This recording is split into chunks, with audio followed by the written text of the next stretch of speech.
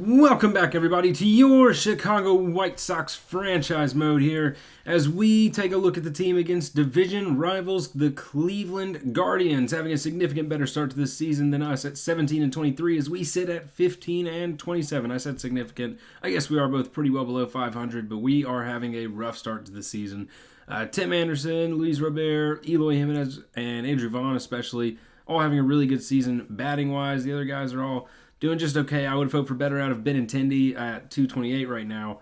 He's not had a great start in his new super contract. But today, we are going to start off on the mound with Lucas Giolito, who we want to get a good look at here. He's got a 4.180 ERA, a 1.27 WHIP, in 8 starts. He looks pretty solid. I think he's doing a little bit better than he's done recently ever since the sticky stuff bans, and people thought he was gone, and maybe that was why. But I think he could still get back to his best, and hopefully we see his best today against the Cleveland Guardians. Here in the first at-bat, Andrés Giménez would fly out to center field, and he would load up for Steven Kwan, a great contact hitter in the league here, but Giolito would field that very well and get it to the first baseman. And then Jose Ramirez would strike out on a very good 12-6 curve. Very good movement on that pitch from Lucas Giolito as he has a 1-2-3 inning, and our friend with the K sign is here yet again. He's at every game, and he just holds that thing out the whole time. I guess just when people strike out. But still, every game, man, the guy's got to be a season ticket holder, and we're glad to have him. We're playing up today against Tristan McKenzie, who is only making his second start of the season after in his first game, he pitched an entire game. He has a 0 ERA in his 9 innings. So a complete game shutout in his first games, but he pulled up with an injury that kept him out until this point in the season, about 45 games in. And he would start the day off really well with a 1-2-3 inning, getting Luis Robert there on the 12-6 curve. And he just went straight through our lineup and looks really good. He is getting right back to it post-injury as Giolito would start off the top of the second with a walk. Now with Josh Bell coming up to the plate, Giolito's pitch and Bell hits it, and a great job fielding by Moncada, who would then make a great throw, an incredibly acrobatic jump throw all the way from a little bit past the third base line, 137 feet on the throw at 77 miles per hour, but to get the accuracy and power he needed on the jump throw at that distance, what an impressive bit of fielding from a guy we've seen struggle a lot this season. And Luis Robert would make a very good hustle play to a fly out in center field here as Lucas Giolito gets through the inning cleanly. Eloy Jimenez has been our best hitter this year, and he's going to start off the second inning for us with a huge hit on a 1-2 count. He takes this one yard. Absolutely kills that pitch, and Tristan McKenzie's perfect ERA is perfect no longer, with Eloy Jimenez crushing his 12th of the season, 428 feet into the stands. What a hit for him, our best hitter so far this season, like I said, our designated hitter, and what a great player Eloy Jimenez is. If he can stay healthy, he can really be a cornerstone for this organization for the future. He's on a very team-friendly contract, and we just hope that he can really play to his fullest potential here, not get hurt every year, and just show us that incredible bat skill he's got. We would then go to Andrew Vaughn. He gets a good hit here. It'll be a single as the center fielder gets to it before he can get any further, and Vaughn on first. We go to Yoan Moncada, who has been struggling this year, and though he's improved a little bit lately, would end up grounding into the double play there. And that would be all the damage we get out of this inning. But Eloy Jimenez crushed one on Tristan McKenzie, and Tristan McKenzie's perfect ERA, like I said, is already gone. A great start for our White Sox, 2 innings in with a 1-0 lead. And Lucas Giolito is kind of cooking now. He's got a shutout so far through 2, and Bo Naylor is not going to change that. And now with 2 outs, we see him up against Andrés Giménez, and a great high fastball is going to get him cleanly through the 3rd inning as well. Giolito looking great. We'll skip here to the top of the 4th, and Steven Kwan is going to try to go yard, but he can't quite get it over the fence. Billy Hamilton fields it well off the fence, but it's an easy double. And a great hit by Steven Kwan, who's, again, like a really good contact guy. Not a lot of power, but that is his 10th double of the season, and a great play. Giolito would, however, keep pitching pretty well here as he gets that one to fly out to Benintendi, and Benintendi would try to get the relay into Moncada, who gets it to the catcher, but nowhere near enough time as Steven Kwan's got a good amount of speed, and that would be a sacrifice fly to tie this game up 1-1. There would be no further damage in the inning as Josh Bell would fly out to Benintendi as well. but that's unfortunate that we allowed them to tie just 2 innings after we went ahead. Both teams with 1 run, both teams with 2 hits. A very even exchange so far between the two teams that have a very similar record. Eloy Jimenez is up at the plate again, and he gets a 12-6 curve at the bottom of the zone, but he's going to swing and miss at it. We skip to the top of the 5th here where George Valera is up to hit, and he crushes this one to that same area that Stephen Kwan hit to. That seems to be a weakness for us today. And Billy Hamilton just hesitating to throw. I don't think he would have had him at second or anything. I think it's a pretty easy double there for Valera, but it could have been close. Now Bo Naylor comes up, and he's going to hit it up the middle between everybody. Robert gets it, but not near enough time to relay that one home. And Bo Naylor gets himself an RBI single here in the top of the 5th with only 1 out. And it is 2-1 now as the Cleveland Guardians take control of this game. Andres Jimenez up once again, but Vaughn is going to field this one cleanly on the ground out. And that is a great double play as Giolito hustles over to first to finish it off.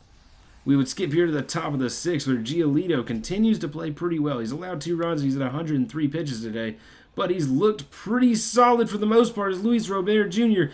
beat by the shift here on Jose Ramirez. He absolutely dominates the shift on this one as he's going to leg out a triple there. What a hit to what would have been basically where Luis Robert stands in a regular setup. And that would be the end of Lucas Giolito's day. He didn't have a bad day, but definitely not a great day, allowing a couple runs and allowing a triple here to Jose Ramirez. It's just not the best way for him to end off. But we're going to bring in Aaron Bummer, who in 9 2/3 innings this season has a 3.72 ERA, looking really solid. One of our better bullpen arms. Just the fact that someone almost at a 4 ERA is one of our better bullpen arms is worrying. But he gets Josh Naylor to strike out on the low pitch. And then he would get Oscar Gonzalez to fly out to the near right field here at Billy Hamilton, and that would end off the 6th with no further damage. So a good job by Aaron Bummer, again one of our more solid pitchers this year, as we look to Elvis Andrus, Billy Hamilton, and Tim Anderson to start off this next inning.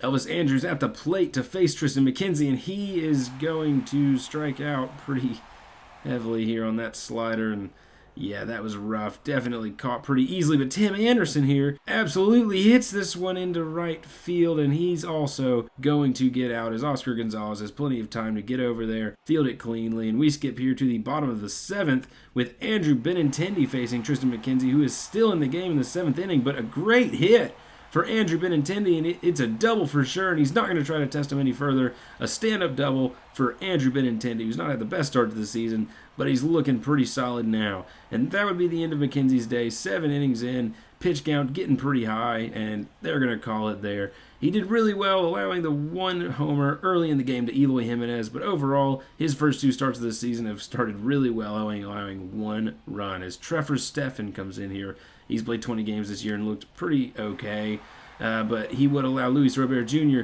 to hit this one up the middle, and it looks like we are going to get a run with Andrew Benintendi. Robert hitting it right up the middle for an RBI single as we get to get our first look here at Yency Almonte. His first playing time since the trade in the top of the 8th inning here, and he would get Bo Naylor to strike out in his first at-bat.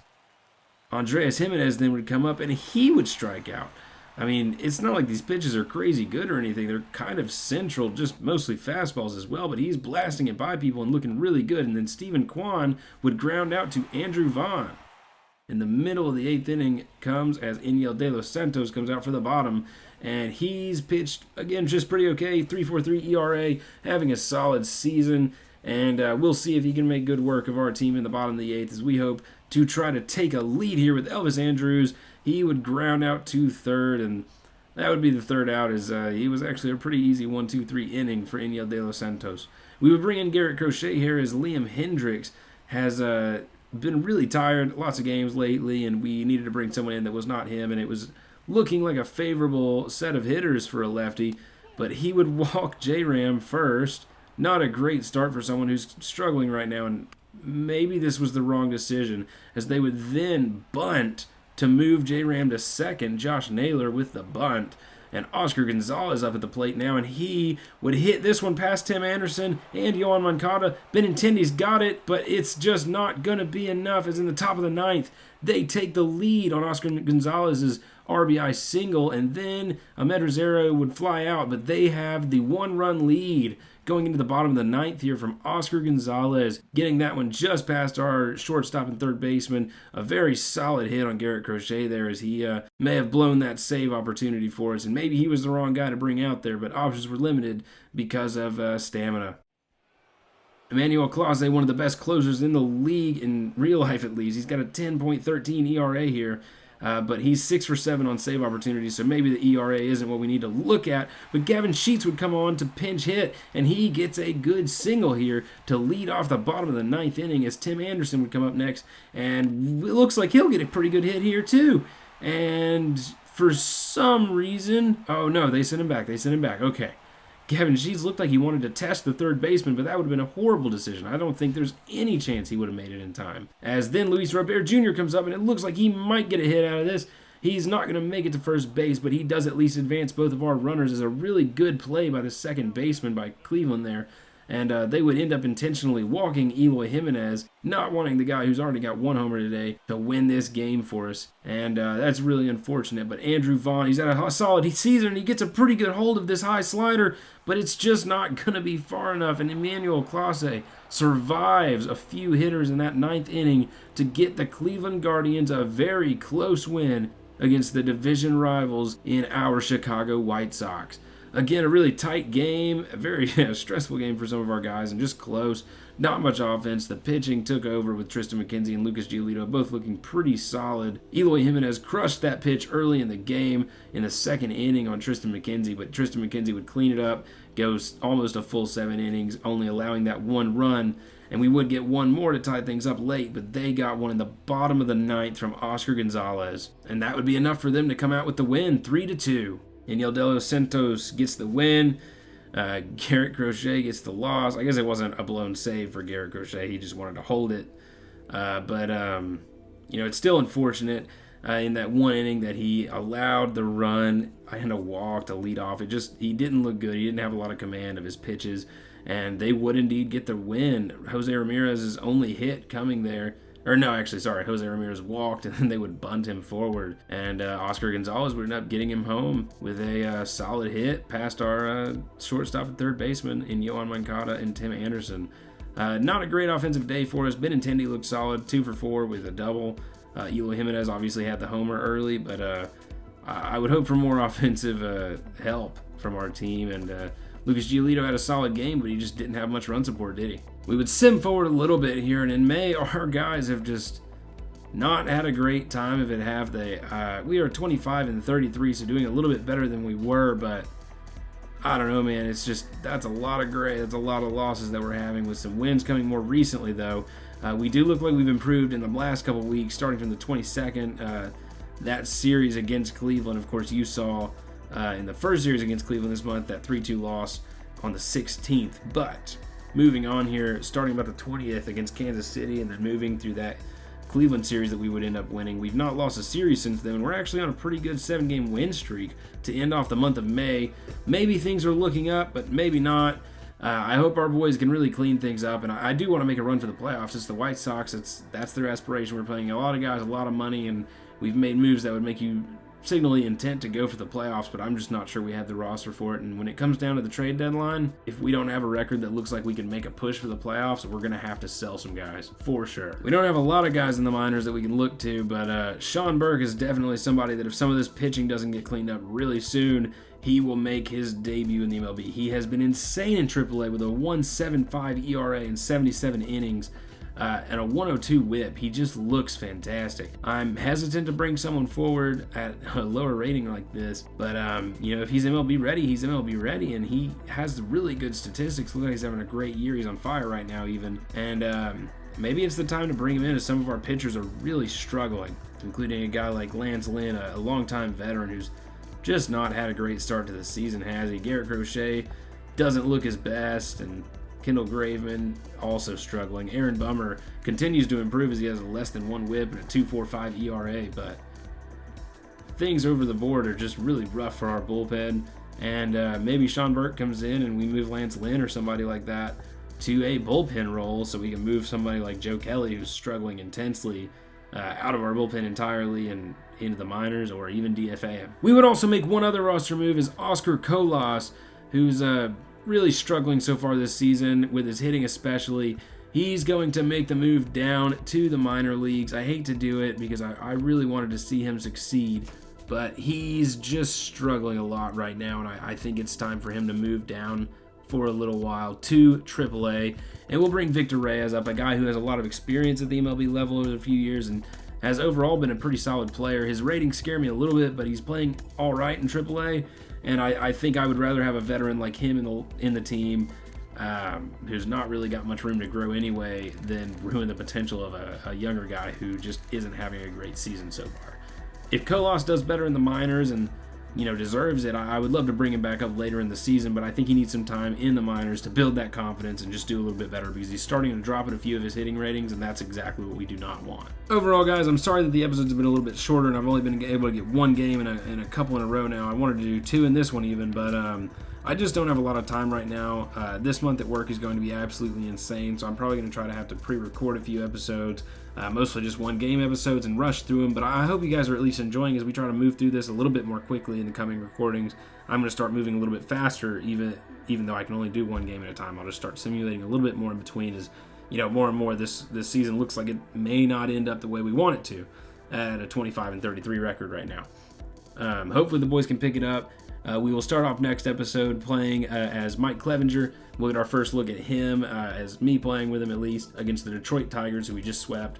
So hopefully the boys can get a win there, but we will see. Hopefully our guys can improve the bats, the pitching, especially the pitching, but we'll just have to see where that goes. And we'll also take a look at a few prospects in the coming episodes as the draft gets closer and closer, and we have to have a chance to build up this farm system, which is one of the worst in the league. But thank you guys as always for watching. Love you guys. I hope that if you enjoyed, that you will consider liking and subscribing to the channel for more content like this. Thank you for watching, and I will see you all next time.